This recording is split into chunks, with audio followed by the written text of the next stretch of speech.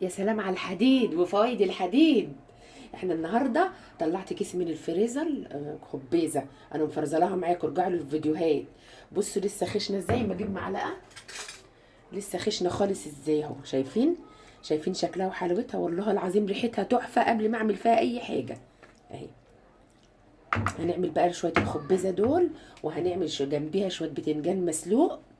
بتنجان يعني هسلقه النهارده، ولا هنقليه ولا هنحمره، هنسلقه. اه، تغيير اكل هنعمل ايه؟ تشتركوا بقى، تشتركوا في القناه عشان يوصلكوا كل جديد. ودوسوا على اللايكات يا حلوين يا مقطقطين لو سمحتوا. واشتركوا في القناه عشان يوصلكوا كل جديد. واعملوا اللايك والشير والاكسبلور عشان الفيديو ينتشر وكله يشوفه. وكله يعمل خبيزه. الخبيزه دي مفيده جدا جدا والله العظيم، وبتمنع ايه؟ امراض كتير. خشوا على النت وشوفوا فوائد الخبيزه وحلاوه الخبيزه. انا بقى دلوقتي هعمل ايه؟ هجيب شفشق الخلاط وافرمها فيه. صل على الرسول يا فنزاتي، اللهم صل وسلم وبارك على سيدنا مولانا محمد. دلوقتي هنعمل ايه؟ بسم الله الرحمن الرحيم. حطينا البتنجان في الميه، انا بحط بالعروش بتاعته دي اهي، ما بشيلش العروش منه عشان هنسلقه زي ما انتوا عارفين. وليه بقى انا ما بشيلش العروش؟ عشان خاطر يفضل ابيض، القمع بتاعه يبقى ابيض كده وشكله جميل. ما بتشيل العرش بيسمر. طب ومعانا حله جميله اهي على النار، احنا مولعين النار اهي.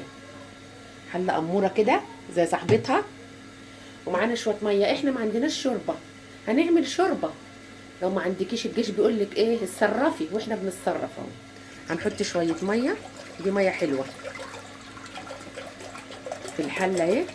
وهنعمل الشوربه بتاعتنا عشان هنعمل فيها الخبيزه بتاعتنا. بالنسبه بقى اللي في ناس كتير ما بتعرفش الخبيزه، دي ورقه كده مدوره وجميله كده وخضره في منتهى الجمال، بتطلع في الشتاء بس. فانا عشان انا عندي جوزي بيحبها، فانا بجيبها واشيلها له في الفريزر واعملها له كل ما يحب يعني. وعلى فكره الحاجات دي يعني بتوفر عليكي فلوس ووقت ومجهود وكل حاجه، بدل ما تروحي السوق وتبحترة تعملي ايه. وبعدين ايه؟ في معلومه تاني مهمه يا فنزاتي، محدش يقول ان انا رغايه، انا ما برغيش، انا بديكم معلومات. بص بقى، انت دلوقتي في عيال ما بتحبش الخبيزه زي عيالي كده، يعني انا عندي ابني ما بيحبهاش، بنتي لا ابني بيحبها، بنتي ما بتحبهاش. بس انا مش هعمل ولا ايه؟ لا انا هعمل، كبروا دماغتكم. اعملوا وكلوا. اللي ياكل على ضرسه يعمل ايه؟ بينفع نفسه اللي بياكل على ضرسه. هما بقى مش راضيين ياكلوا، هما حرين، صح ولا لا يا فنزاتي؟ مش هنحرم نفسينا. الشوربه بتاعتنا غليت اهي. هنحط لها ايه بقى؟ مكعب مرق. انا زي ما قلت لكم احنا عايزين نعمل شوربه. ونحط لها ايه كمان؟ حبه فلفل اسمر، برضو اكنها برضو بتسوي حاجه يعني، بتسوي فراخ او لحمه. بسم الله الرحمن الرحيم. ندعي الكمون، انا بحب الكمون في قلب الحاجه. ونقلب الكلام الجميل بتاعنا ده. بسم الله الرحمن الرحيم. البتنجان عندنا بيغلي اهو. بصوا بقى، انا قلت لكم بقى ايه؟ حطينا فيها كل حاجتها وبتغلي وغليت اهي. عندنا بقى ايه؟ معلقتين رز. هنحط معلقتين الرز دول في قلب الشوربه. انا عايزه الرز بتاعي ده يستوي خالص. سهله وبسيطه جدا والله العظيم، بتبقى طعمها زي العسل. انا بقى اغطي عليه لما يستوي. ادي البتنجان بتاعنا بيتسلق. يا جمال يا حركاته يا تكات. سلام. البتنجان بتاعنا بقى طلعناه بعد ما استلق. السلق بصوا بقى، بتشيلوا القمع، شايفين بيبقى ابيض وجميل ازاي اهو. اوريكم برضو واحده سمراء اهو، شايفين شكله وحلاوته. معانا الدقه بتاعتنا، انتوا عارفين طبعا الدقه بتاعتنا انا بعملها واحطها في التلاجة. هنحط بس عليها نص ليمونه. هي على فكره فيها الليمون وفيها كل حاجه، بس انا قلت ازود برضه عشان يعزز لي الطعم يعني. انا ما بحبش الليمون كتير يا فنزاتي، انتوا لو عايزين تحطوا. بس انا قلت ايه؟ عشان ده بتنجان مسلوق، عايزاه يبقى محمر كده ايه وشكله حلو اهو. واروح جايبين بقى علبه محترمه كده نحط فيها، عشان احنا طبعا مش هناكل الكميه دي. بسم الله الرحمن الرحيم اهو. شايفين الشكل والجمال؟ حاجه فاخر من الاخر. الرز بتاعنا بقى ايه؟ استوى خالص اهو. بوريهولكوا برضو اهو. شايفين الحبايه نفشت ازاي؟ هنحط بقى ايه؟ الخبزه بتاعتنا اهو يا فنزاتي. شايفين بقى الرز استوى بقى جميل ازاي اهو. انا بقى عايزاه كده، هروح بقى واخده شويه شوربه صغيرين كده وانقص الشوربه بتاعتي. ليه؟ عشان لما احط الخبازه ما تبقاش مملمقه ايه شوربه. انا عايزه اعملها معامله الملوخيه بالظبط، وطريقه الملوخيه بس دي طريقه ودي طريقه.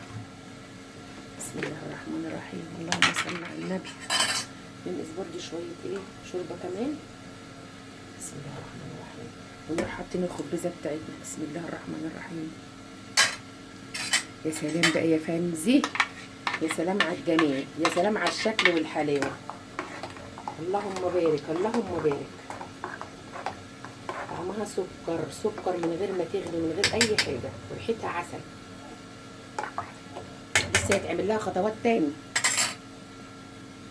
خليكم معايا، اوعوا تجروا الفيديو وتحطوا لايك. بعد ما غليت بقى اهي في الحله قدامكم اهو، هعدل لكم بس الكاميرا. اللهم بارك اللهم بارك اهي. شايفين؟ بسم الله ما شاء الله، طعمها زي العسل والله. حطيت بقى انا ايه حبه توم محترمين اهم على معلقه سمنه، وهنقليهم. هي بتتعامل معامله الملوخيه في التقليه وفي كل حاجه، بس معاده لها تكات بسيطه كده مختلف عن الملوخيه. والخبزه بقى ما تحلاش الا بايه؟ الا بالعيش المحمص، وانا بحمص عيش في الفرن. وهنعيش النهارده والله العظيم احلى اكله، مش باللحمه والفراخ. يعني الاكله دي بتفكرنا بالزمن الجميل الحلو كده بتاع امهاتنا وابهاتنا واجدادنا، على طول يعملوا الخبازه. يعني الخبازه دي مش بتاعت زمان لا، بس احنا عشان دلوقتي الجيل اللي طالع ما بياكلهاش وهو الخسران. التومه اصفرت، هنحط لها بقى المعتدي بتاعتنا، معلقه الكزبره الجميله دي اللي بتخلي ريحه التومه يا سلام، بتعلي المزاج والتست قوي اهو. كده بقى ايه هنحطها على الخبزه بتاعتنا. بس احنا مش هنشهق حرام. بسم الله الرحمن الرحيم. شايفين؟ شايفين الشكل والجمال يا فنزاتي؟ يا سلام. بسم الله الرحمن الرحيم، اللهم صل وسلم وبارك. لازم ايه بسم الله الرحمن الرحيم. يعني انت جايه توسخي البوتاجاز بعد ما خلصت؟ الله يسامحك يا شيخ. اصل انا طول ما انا واقفه يا فنزات امسح في البوتاجاز اهي.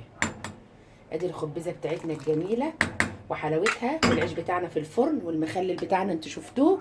لو عجبكم الفيديو ما تنسوناش في اللايك والشير والاكسبلور عشان يوصل لكم كل جديد. وحطوا يا حلوين الاشتراكات، وحطوا يا حلوين اللايك لو سمحتوا اللايك. وغرفنا اهو الاكل بتاعنا. هقعد بقى دبها بالعيش المحمص. يا جمال يا حركات يا تكات. شايفين الجمال؟ اللهم بارك يا ست الكل. بألف هنا وشفا على قلبي يا فنزاتي اهو. خبزه جميله.